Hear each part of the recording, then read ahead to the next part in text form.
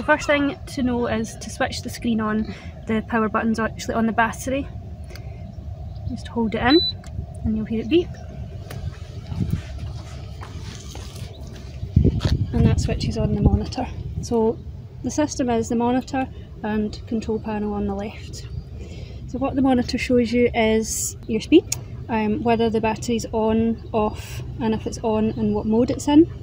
And then there's various different information you can scroll between at the bottom here. So you can cycle an e-bike in the off position, it's just a regular bike. If you are cycling and want to switch the power on, you just press the up arrow on the left here. What that does on the screen is changes it from off to eco, and if I continue to press the up arrow, it will change to normal and high. So there are 3 modes on this bike.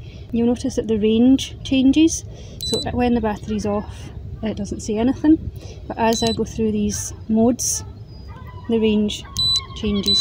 So what that's telling you is how many miles you have left out your battery based at its current charge and the mode that you're using.